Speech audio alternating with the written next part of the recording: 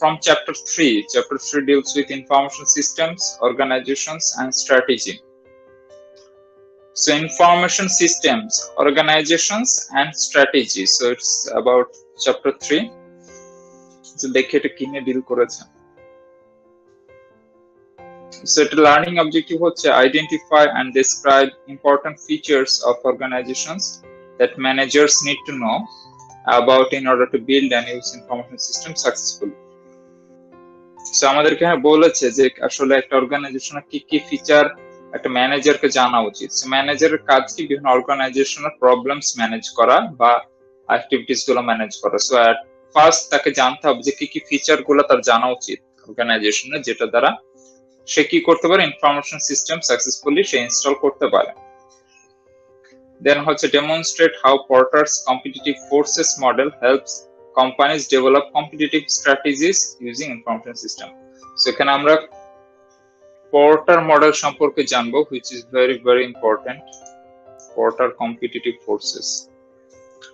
Then হচ্ছে explain how the value chain and value web models help businesses identify opportunities for strategic information system application. Next is to demonstrate how information systems help businesses using synergies, core competencies, and network-based strategies to achieve competitive advantage. কে আবার join করতে যাচ্ছে?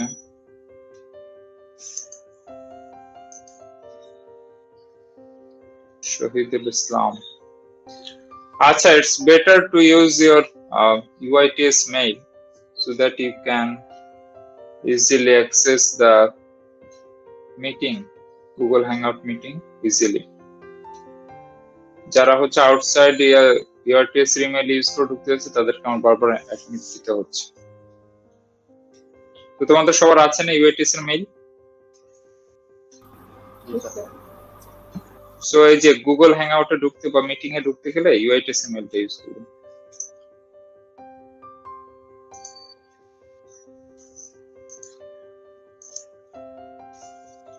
So demonstrate how information system help businesses using synergies, core competencies, and network-based strategies to achieve competitive advantage. এইগুলো নিয়ে আমরা discuss করব পরবর্তীতে। এটা আসলে ফার্স্ট দিয়ে দেওয়া হয়েছে যে কি কি আমরা শিখতে পারবো। Assess the challenges posed by strategic information systems and management solution. So আমাদের কি কি চ্যালেঞ্জেস আমরা ফেস করতে পারি এবং এটা ম্যানেজমেন্ট সলিউশনটা কিরকম হবে। So at first একটা হচ্ছে আমাদের এখানে একটা কেস স্টাডি দেওয়া আছে, কেস স্টাডিটা আমরা দেখব।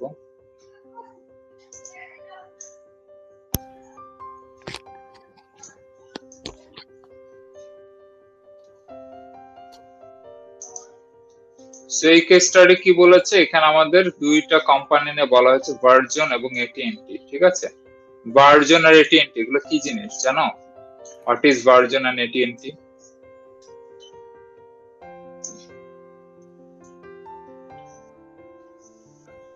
না sir.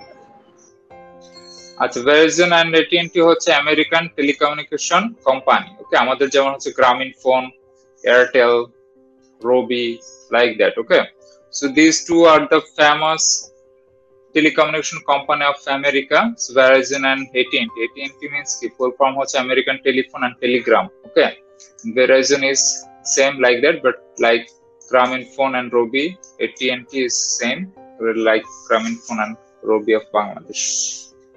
So these are the top two famous telephone company, and there is another one, that's CenturyLink. CenturyLink. Okay. So they have 52 states. Do you know 52 states that America consists of?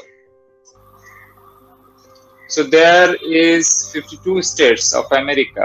So their telecommunication company depends on these states, so which have telecommunication companies famous in which states. ওকে, যেমন আমরা বাংলাদেশের ক্ষেত্রে কি দেখি যে গ্রামীণ phone ঢাকাতে খুবই ফেমাস, এয়ারটেলও খুবই ফেমাস। বাট এখন যদি আমি চিন্তা করি যে হ্যাঁ, বান্দরবানে কোনটা famous? What's your guess, which one is famous in Bandarban? গ্রামীণ phone. It could be Grameenphone, it could be Robi, it could be Teletalk, but I'm not sure that which one is most fan. Citycell খুব famous ছিল। Citycell famous ছিল? Why?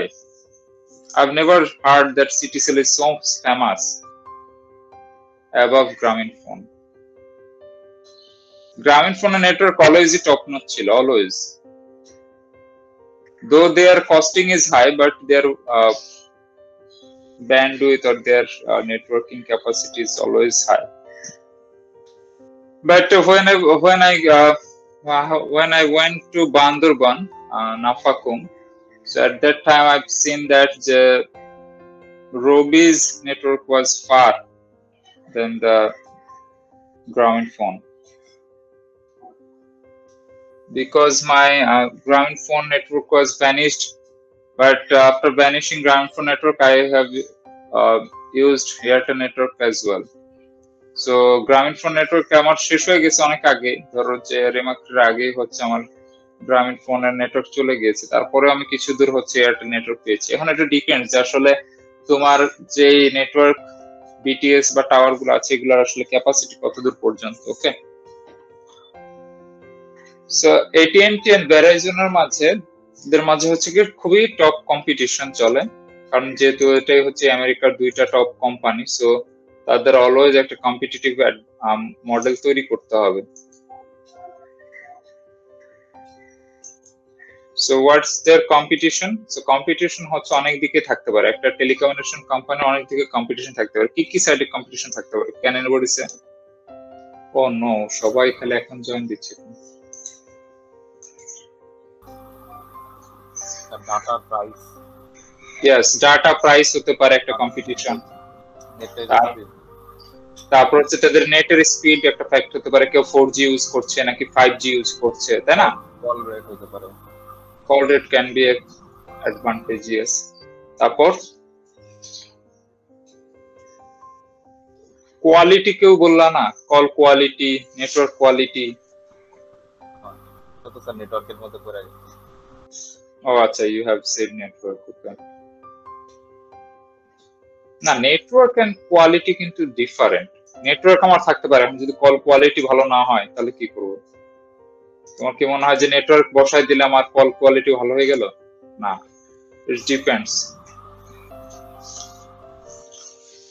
আচ্ছা, so নাওয়াডেজ আমরা কি করছি? আগে ছিল আমাদের ল্যান্ড ফোন ছিল, তাই না? আগে অনেকের বাসায় ল্যান্ড ফোন ছিল, এখন কি এত বেশি ল্যান্ড ফোন দেখতে পাওয়া যায়? থাকে অফিস আদালতে, বাট বাসাতে কিন্তু,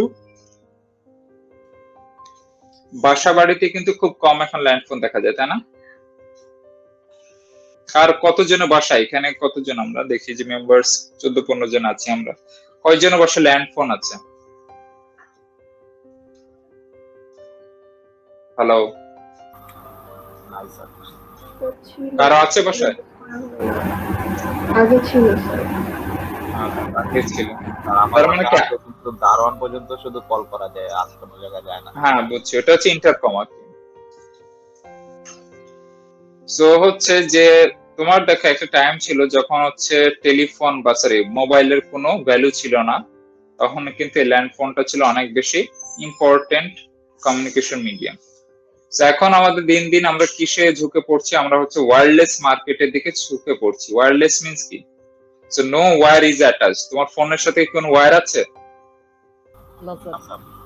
না, তুমি খুবই সুন্দরভাবে পকেটে করে এটাকে নিয়ে যেতে পারছো, যে কোনো জায়গা থেকে তুমি হচ্ছে কানেক্টেড করতে পারছো, নেট সার্ফ করতে পারছো, তাই না? So নাওয়াডেজ we are extremely habituated with wireless market. So দেখো AT&T এবং হচ্ছে ভেরাইজন এবং AT&T এদের দুইজনের মাঝে কিন্তু একটা কম্পিটিশন আছে। সো এই কম্পিটিশন গুলো কি সেগুলো আমরা একটু দেখি। সেটার একটা কেস স্টাডি দেওয়া আছে সুন্দরভাবে বইয়ে। সো কেস স্টাডিটা পড়ে ফেলবা, আর এখানে হালকা শর্ট একটা হিস্ট্রি দেওয়া আছে। যেমন কি বলা আছে যে AT&T is marketing leading edge devices. So AT&T কি? AT&T কম্পিটিশনটা হচ্ছে, AT&T হচ্ছে যেটা টপ লেভেলের ডিভাইস গুলো আসে, মানে স্মার্টফোন গুলো আসে, যেমন আইফোন, তারপরে স্যামসাং এর যে ফ্ল্যাগশিপ ফোন গুলো লাইক S20 বা Note 20 লাইক দ্যাট, যেগুলো টপ লেভেলের হচ্ছে মডেলের মোবাইল গুলো AT&T কাজ হচ্ছে যে তাদের হচ্ছে যত টপ ডিভাইস আছে সেটাকে মার্কেটিং বেশি করা। ওকে, সো AT&T কাকে বেশি প্রায়োরিটি দেয়? AT&T প্রায়োরিটি দেয় হচ্ছে ডিভাইসকে। ওকে, লিডিং এজ ডিভাইসকে তারা বেশি প্রায়োরিটি দেয়, তার মানে তাদের মার্কেটিং পলিসিটা হচ্ছে অন ডিভাইস। আর ভেরিজন হচ্ছে যে investing in updating, expanding and improving network. আর ভেরিজনের কাজ হচ্ছে ওরা বেশি কাকে ফ্যাসিলিটিস দেয়? তারা হচ্ছে নেটওয়ার্ক ইমপ্রুভমেন্টের দিকে বেশি ফ্যাসিলিটিস দিচ্ছে, মানে তাদের নেটওয়ার্কটা বেশি টপ নচ। সো এখানে কি হচ্ছে, AT&T এর ক্ষেত্রে দেখো has 43% of use smartphone users but poorer network. So আমেরিকাতে কি হয়, আমেরিকাতে হচ্ছে ওরা হচ্ছে বান্ডেল হিসাবে ফোন বিক্রি করে, ঠিক আছে? বান্ডেল মিন্স হচ্ছে ধরো AT&T তুমি যদি নেটওয়ার্ক ইউজ করো তাহলে তোমাকে ওদের এখান থেকে ডিভাইসও কিনতে হবে, ঠিক আছে? সেম আজ ভেরিজন নেটওয়ার্ক ইউজ করতে চাইলে, তোমার ওখান থেকে নেটওয়ার্ক ইউজ করতে চাইলে মানে সিম কার্ড নিলে তাদের ওখান থেকে তোমাকে ডিভাইসও কিনতে হবে। ওকে, গট ইট? বুঝেছো? মানে আমরা যেরকম ইচ্ছা মতো স্যামসাং, তারপরে OnePlus, Huawei বা হচ্ছে Xiaomi কিনে ফেলতেছি, ওদের সিস্টেম এরকম না। ওদের সিস্টেম হচ্ছে যে ওদেরটা আগে তুমি সিম কিনবা, সিম থেকে দেন হচ্ছে সিমের আন্ডারে তোমার কোন কোন কোম্পানির ফোন গুলা রান করতে পারবে সেগুলো ওই হিসেবে কিনতে হবে তোমাকে, ঠিক আছে? সো AT&T হচ্ছে স্মার্টফোন ইউজার অনেক বেশি, বাট তাদের নেটওয়ার্ক খুবই পোর। ওকে, সো ওদের নেটওয়ার্ক ক্যাপাসিটি একটু পোর। বাট ভেরিজনের হচ্ছে কি, তাদের হচ্ছে স্মার্টফোন ইউজার কম, বাট তাদের নেটওয়ার্ক ইজ টু গুড, মানে তাদের যে কল কোয়ালিটি বা হচ্ছে কলের স্ট্রেংথ গুলো এগুলো হচ্ছে খুবই ভালো, বাট এটার ইউজারটা কম, স্মার্টফোন ইউজারটা কম। কেন? কারণ তাদের অত টপ নচ হয়তো ডিভাইস নাই, যেমন, ঠিক আছে? তো টপ নচ ডিভাইস না থাকলে কি, এখনকার মানুষ বেশিরভাগই কিন্তু ভালো ভালো হাই এন্ড ডিভাইসের দিকে আমরা বেশি ঝুঁকে পড়ছি। তো এই ডিভাইস গুলা যদি ভেরিজন না আনে তাহলে সেক্ষেত্রে কিন্তু কাস্টমাররা এদিকে ঝুঁকে পড়বে না, তারা ওই AT&T নেটওয়ার্ক দুর্বল থাকলেও সেটাকে একসেপ্ট করছে। ওকে,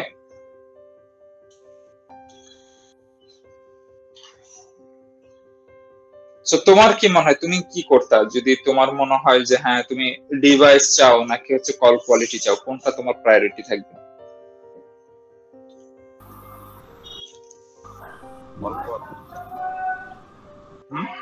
কল কোয়ালিটি?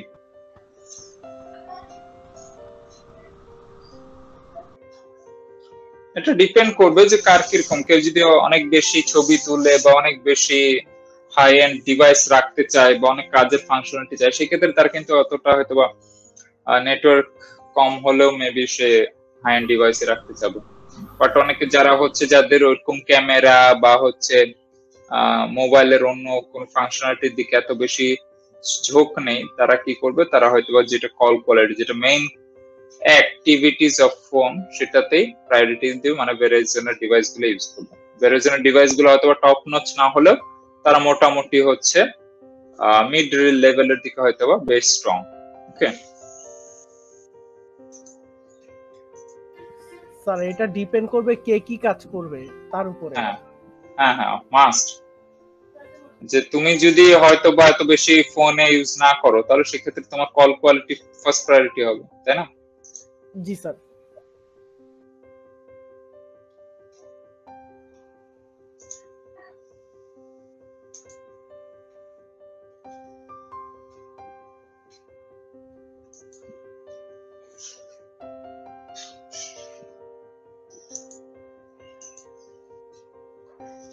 দেখতে পাচ্ছ, এটা হচ্ছে AT&Tর ওয়েবসাইট। সো তারা কি করতেছে দেখছো, তাদের হচ্ছে তাদের ইয়াটাই হচ্ছে যেটাই টপ নচ কোনো ডিভাইস আসে সেগুলোকে আগে মার্কেটিং করে ফেলা। দেখি তাদের কিরকম অবস্থা। তারা S20 সেল করতেছে 5G। দেখছো AT&T প্ল্যানটা কিভাবে, তারা হচ্ছে মান্থলি বেসিসে হচ্ছে তারা কিস্তি দেয়। ওকে,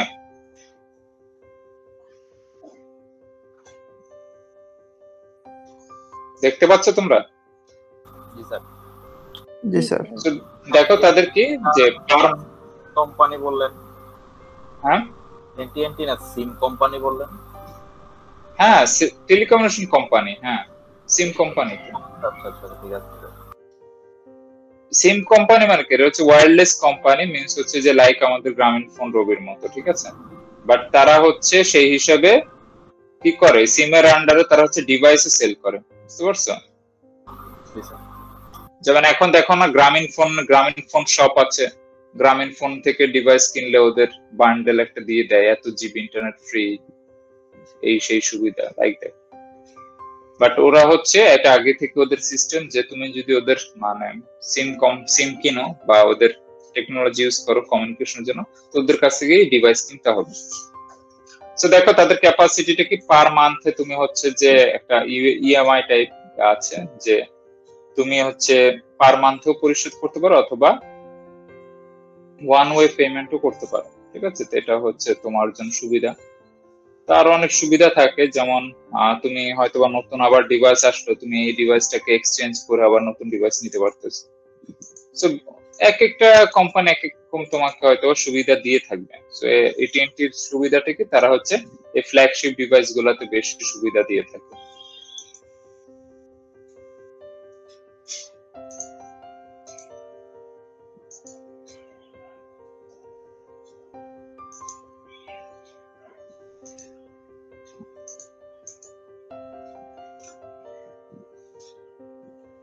নেক্সট আসতেছে হচ্ছে যে information technology and organisations influence one another. So একটা ইনফরমেশন টেকনোলজি মিন্স হচ্ছে যে একটা অর্গানাইজেশন ইনফরমেশন টেকনোলজি একে অপরকে কি করে থাকে, ইনফ্লুয়েন্স করে থাকে। যেমন complex relationship influence by organisation.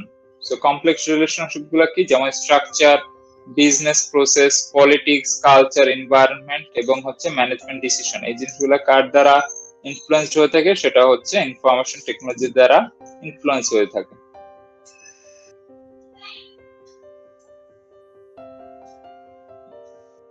two-way relationship between organization and information technology. So দুইটার মাঝে তাদের মিডিয়েটিং ফ্যাক্টর কি কি, environment, culture, structure, business processes, politics এবং ম্যানেজমেন্ট ডিসিশন।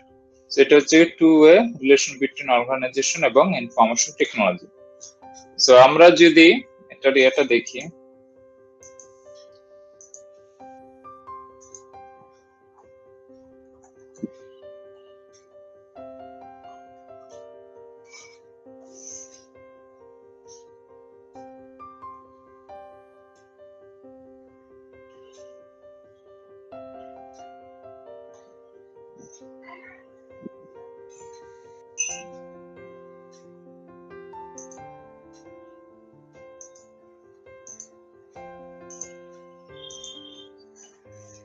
সো এখানে কি বলছে, this complex two-way relationship is mediated by many factors, not the least of which are the decision made or not made by the managers.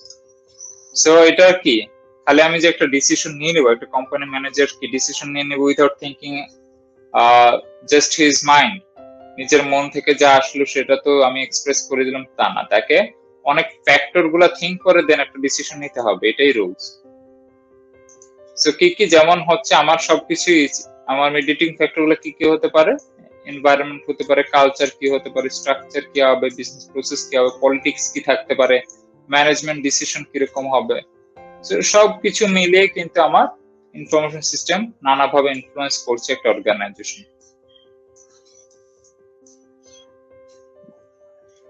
দেন আমরা চলে আসি যে definition of, ওইগুলোর কি বর্ণনা নাই এখানে? কোথায়? যে এই ফ্যাক্টর গুলার? না না না, এই সেক্টর গুলোর বর্ণনা নাই। আর এগুলো একটু এক্সাম্পল দিয়ে একটু বলে ভালো হয়। এনভায়রনমেন্টের এক্সাম্পল। আচ্ছা, আমরা যে টু দ্য পয়েন্ট আমরা আস্তে আস্তে এগুলোতে যাব, ঠিক আছে, কি কি আসবে। এনভায়রনমেন্ট বলতে কি বোঝায়, একটা কোম্পানি এনভায়রনমেন্টের মাঝে কি অনেক ধরনের ফ্যাক্টর কাজ করে। যেমন তোমার যদি অ্যানালগ একটা অর্গানাইজেশন হয় এবং সেটাকে যদি আমরা ডিজিটালাইজ করতে চাই, তাহলে কি আমাদের কি একটা কোম্পানির, ধরো যে তুমি মুদি দোকান চালাচ্ছ, ঠিক আছে, আর মুদি দোকান চালাচ্ছ, মুদি দোকানের একটা কালচার এনভায়রনমেন্ট ছিল, তোমার কি ছিল, যে তোমার খাতা কলম নিয়ে বসতে হইতো, কেউ আসলে বা বাকি নিলে তোমাকে খাতা কলমে লিখতে হতো, ঠিক আছে। এখন তুমি যদি ইনফরমেশন টেকনোলজি ইউজ করো, তো ইনফরমেশন টেকনোলজি ইউজ করার ফলে কি হয়ে যাবে, তো মুদি দোকানদার এই খাতা কলম এগুলার ঝামেলা শেষ হয়ে যাবে, তোমার একটা কম্পিউটার বা একটা আইপ্যাড থাকলেই হয়ে যাবে, তাই না? আইপ্যাডে তুমি সেটাকে সুন্দরভাবে লিখে রাখতে পারতেছো কে কোন আসতেছে, ওই আইপ্যাড থেকে সেটা তুমি ডক বা এক্সেল আকারে সেটাকে ইম্পোর্ট এক্সপোর্ট করতে পারছো আফটার 1 মান্থ বা আফটার 1 ইয়ার। সো এটা কি করতেছে, তোমার একটা পুরো এনভায়রনমেন্টকে চেঞ্জ করে দিচ্ছে ইনফরমেশন টেকনোলজি, তাই না? প্রিভিয়াসলি ধরো যেরকম ছিল সেটাকে তুমি এখন ফুললি ডিজিটালাইজে নিয়ে আসতে পারছো। তারপরে ধরো তোমাদের এখন কি আছে, অনলাইন বেসড এডুকেশন সিস্টেম, তাই না? যে আমরা অনলাইনে ক্লাস নিচ্ছি বা হচ্ছে তোমরা তোমাদের রেজাল্ট গুলো সবকিছু অনলাইনে দেখতে পাচ্ছ। সো ইনফরমেশন টেকনোলজি বা সফটওয়্যারটার মাধ্যমে তো তুমি দেখতে পাচ্ছ। যদি না থাকতো এই সফটওয়্যারটা, তোমাকে কি করতে হইতো? যেমন আমাদের কি করতে হইতো, আমরা পাবলিক ইউনিভার্সিটিতে পড়ছি, আমাদের কি করতে হইতো, আমাদের কিন্তু সব কোনো অনলাইন পোর্টাল ছিল না, আমাদেরকে যে যে বিভিন্ন অ্যাপ্লিকেশন করে দেন হচ্ছে হার্ড কপি প্রিন্ট করে দেন হচ্ছে আমরা দেখতে পারতাম যে আমাদের রেজাল্ট কি। গট ইট?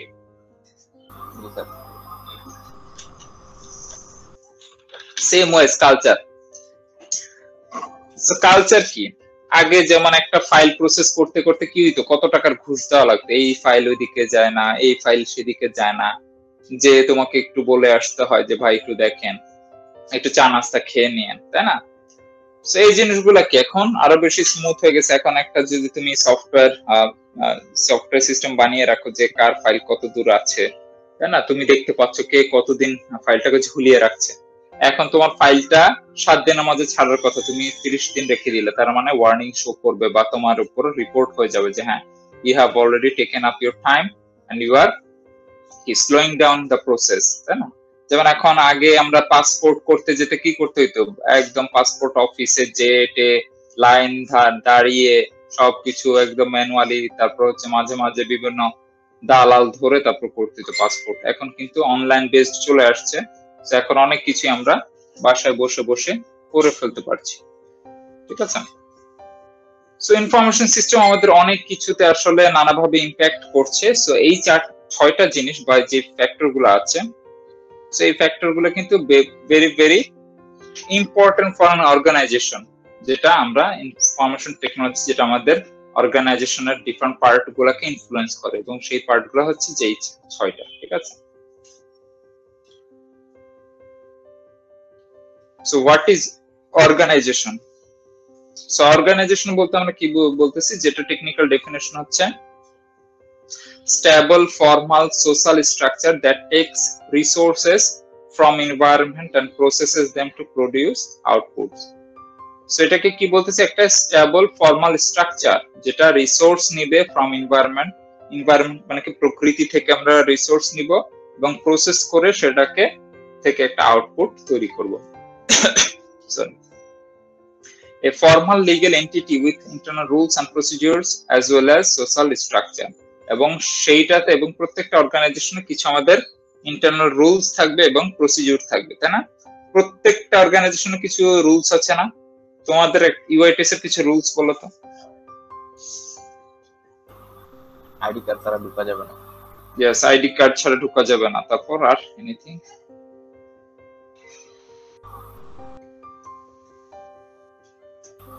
স্যার বাইক গাড়ি আন্ডারগ্রাউন্ডে পার্ক করতে হবে। আচ্ছা, এটা রুলস হতে পারে।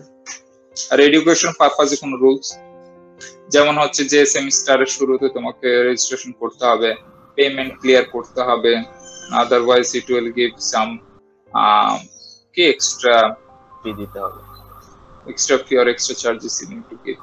So these are some internal rules or procedures you have to follow in your organization, you know?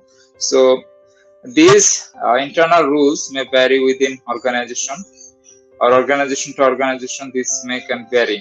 Okay, so last one is behavioral definition. So first one was technical definition, now we are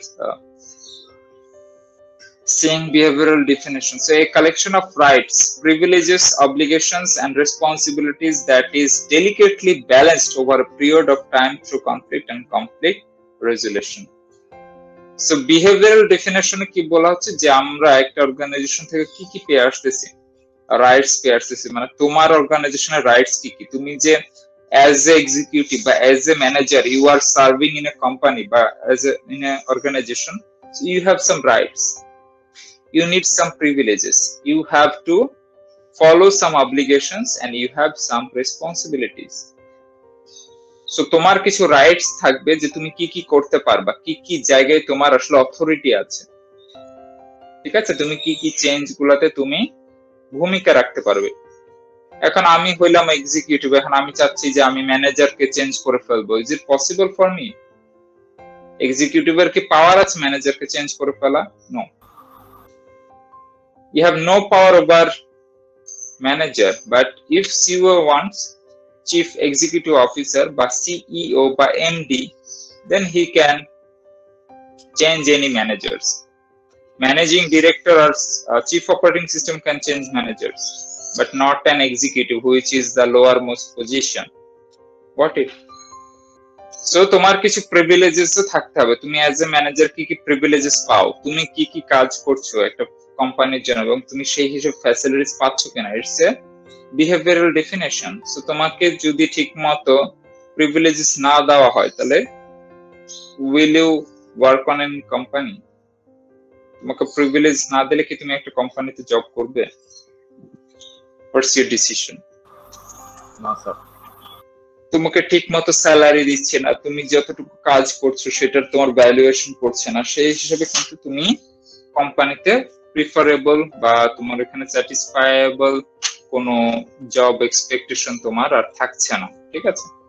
so এই জিনিসগুলো কি, আমরা হচ্ছে এই জিনিসগুলো একটা behavioural definition কি, একটা কোম্পানিতে কিন্তু সবকিছুই হয়তো বা ঠিক মতো নাও পেতে পারি, বাট সেটা আমরা কিভাবে ব্যালেন্স করে থাকি, কনফ্লিক্ট এবং কনফ্লিক্ট রেজলিউশনের মাধ্যমে। তার মানে কি, আমরা একটা প্রস্তাবনা দিব, তারা সেটাকে প্রপোজাল পাঠাবে, সেই প্রপোজালটা বাস্তবায়ন হবে। সো এইভাবে কিন্তু একটা অর্গানাইজেশনের বিভিন্ন রুলস বা রাইটস প্রিভিলেজেস এগুলা আপডেট হয়ে থাকে বা ব্যালেন্স হয়ে থাকে। একটা অর্গানাইজেশন কি করে, একটা অর্গানাইজেশন ইনপুট নেয় একটা এনভায়রনমেন্ট থেকে, একটা ইনপুট নেয় এনভায়রনমেন্ট থেকে এবং সেটা প্রসেস করে আউটপুট দেয় আরেকটা এনভায়রনমেন্ট। বাট ইট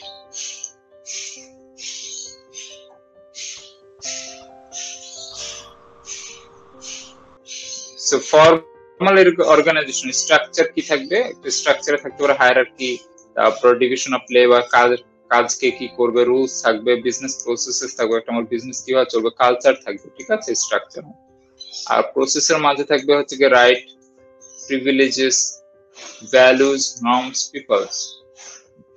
এরা কি করবে, এরা হচ্ছে এটা হচ্ছে ফর্মাল, এটা হচ্ছে অর্গানাইজেশন, এটা হচ্ছে একদম ফর্মাল অর্গানাইজেশন, সবগুলো একদম ইলাবোরেট আকারে যে কার কাজ কত দূর হবে সেই হিসেবে দেখানো আছে। দেন চলে আসতেছে features of organisation. So what features কি কি থাকতে হতে পারে একটা কোম্পানিতে বা organisation. So features of organization consists of first feature হচ্ছে use of hierarchical structure. So hierarchy থাকতে হবে। hierarchy বলতে কি বুঝে আমরা?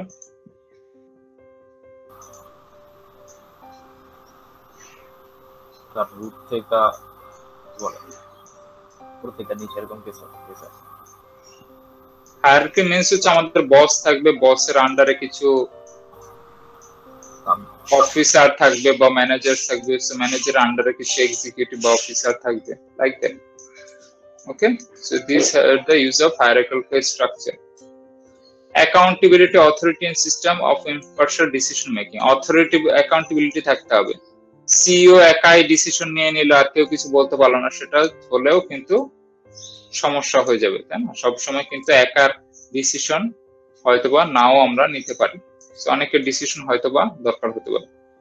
অ্যাডহারেন্স two principal of efficiency. So আমাদের এফিসিয়েন্সি, যে আমাদের এফিসিয়েন্সির দিকে কি করতে হবে, মনোনিবেশ করতে হবে। রুটিনস এন্ড বিজনেস প্রসেসেস সামনে পাবো। Organisational politics, cultural environments and structures. So these are the features of organization. So we need to follow these features to make a good organization. So routines and business process. What are the routines and what is business process? Routine বলতে কি বোঝায়? আমরা কি বলছিলাম, what is routine আর what is non routine, এটা আমি একদিন কিন্তু বলছিলাম।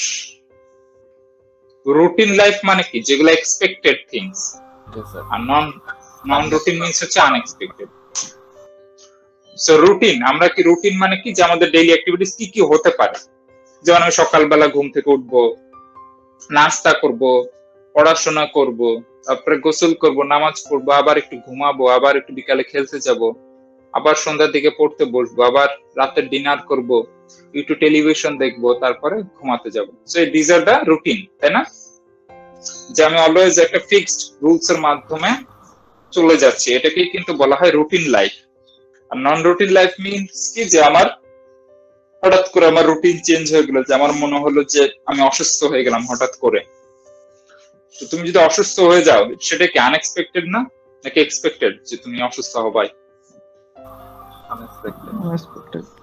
আনএক্সপেক্টেড। তা আনএক্সপেক্টেড সিচুয়েশনে কি তোমার সেই প্রিভিয়াস রুটিনটাকে ফলো করতে পারবা? সকালবেলা উঠে তুমি নাস্তা করবা, খেলতে যাবা, অসুস্থ থাকলে কি এগুলো সম্ভব করা? তাহলে কিন্তু তোমার রুলসটা চেঞ্জ হয়ে যাবে, সেই হিসেবে তোমাকে নতুন একটা প্ল্যান করতে হবে বা রুটিন করতে হবে অসুস্থ থাকা অবস্থায়, তাই না? তখন তোমাকে পড়াশোনা করতে দেওয়া হবে না, তখন তোমাকে টিভি দেখতে দেওয়া হবে না, তখন তুমি শুয়ে বসে খালি খাবা আর রেস্ট নিবা, তাই না? এটাই তো রুলস। সো রুটিনস হচ্ছে যে কি precise rules, procedures and practices developed to cope with virtually all expected situation. So in organisation কি বলছে, রুটিনটা হচ্ছে এক্সপেক্টেড সিচুয়েশন গুলোকে কোপ আপ করার জন্য যে rules, procedures and practice follow করা হয়। তার মানে কিছু রুলস বুক আছে না, যেমন আমাদের গভর্নমেন্ট বা আমাদের প্রত্যেকটা জায়গায় কিন্তু অর্গানাইজেশন কিছু রুলস আছে, যে পেমেন্ট না দিলে এই রুলস ফলো হবে, তারপরে তুমি পরীক্ষায় এত মার্কস না পেলে এই রুলস ফলো হবে, তাই না? এগুলো হচ্ছে কি ফিক্সড রুলস কিছু দেওয়া থাকে, এগুলা হবেই। তুমি ঠিক মতো এক্সামে পাস না করলে তোমাকে ফেল দেওয়া হবে, তোমাকে রিটেক নিতে হবে, এগুলো হচ্ছে কিছু ফিক্সড রুলস। আচ্ছা, বিজনেস প্রসেসেস কাকে বলা হয়? Collection of routine. So routine, এই যে রুটিনের কালেকশনকে কি বলা হয়? Business process. তার মানে অনেকগুলো রুটিন যদি আমি কালেকটিভলি থিঙ্ক করি, সেগুলোকে বলা হয় বিজনেস প্রসেস। আর বিজনেস ফার্ম কাকে বলা হয়? Collection of business processes is called business firm. তার মানে কি, অনেকগুলা রুটিনের সমারোহে কি বলা হয়? একটা বিজনেস প্রসেস। আর অনেকগুলো বিজনেস প্রসেসকে আবার একসাথে করলে পাবো হচ্ছে বিজনেস ফার্ম। Got it?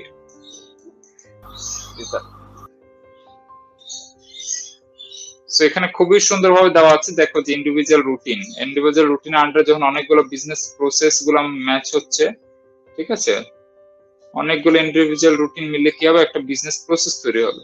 আর অনেকগুলো বিজনেস প্রসেস তৈরি হয়ে কি হবে? সেটাকে আমরা বলবো হচ্ছে বিজনেস ফার্ম, ঠিক আছে?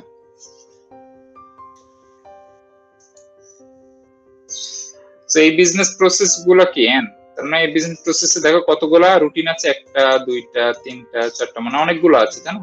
কতগুলো বিজনেস রুটিন আছে, যেখানে অনেকগুলো রুটিন আছে। সো এখন আবার এই এতগুলো বিজনেস প্রসেস আছে, এই বিজনেস প্রসেস গুলোকে আবার কম্বিনেশন করে কি বলতেছি? Business firm. আচ্ছা, আজকে এই পর্যন্তই থাক। ওকে, জি স্যার। জি স্যার। সো বিজনেস, আচ্ছা রুটিন, বিজনেস প্রসেস, এগুলো কি বুঝতে পারলা? What is business routine, what is business process, what is business firm. So তিনটার মাঝে ফার্স্ট পার্থক্য হচ্ছে যে collection of business routine, sorry business routine is called business process, এবং collection of business process is called business firm. So business firm is এ কি বলে, এটা হচ্ছে সবচেয়ে বড় জিনিস। সেই বড় জিনিস আন্ডারে কিছু অনেকগুলো থাকবে হচ্ছে বিজনেস প্রসেসেস থাকবে, এবং বিজনেস প্রসেসেস এর আন্ডারে থাকবে হচ্ছে গিয়ে অনেকগুলো বিজনেস রুটিন।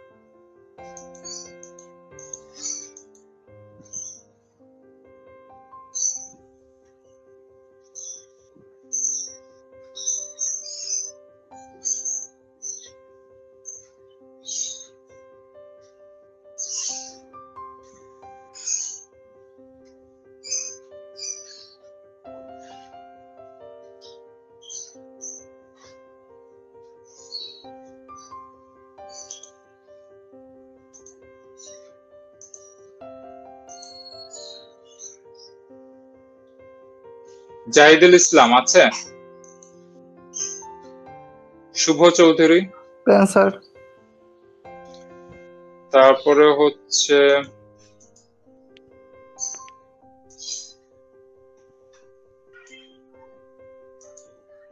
শুভ অতুল খান আছে, তারপর মুশারত তাসনিম, প্রেজেন্ট স্যার। তারপর হুমায়ুন আহমেদ শাকিল নাই, নাজমুল আছে, জাবির আহসান নাই, শিহাবুল আহমেদ নাই, কে আছে? শিহাবুল আহমেদ, সেতু, আয়েশা আক্তার সেতু নাই, নওরিন আছে, প্রেজেন্ট শহ- স্যার। শহীদুল ইসলাম আছে, বাঁধন নাই, রাশিক নূর নাই, অনন্য আছে, ইবনে নেওয়াজ নাই, ওবায়দুর রহমান নাই, জি এম শোয়েব ইলিয়াস নাই, ডাটাগঞ্জ প্রেজেন্ট আচ্ছা স্যার। আচ্ছা, তাসনিয়া হুমায়রা আছে। Present sir. Okay, thank you guys. Sir আসসালামু আলাইকুম। Just see you in next class. Okay. Walaikum assalam. Sir আসসালামু আলাইকুম। স্যার আসসালামু আলাইকুম। আসসালামু আলাইকুম।